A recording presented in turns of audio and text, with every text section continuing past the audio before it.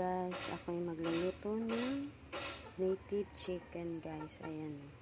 Ayan guys, native chicken.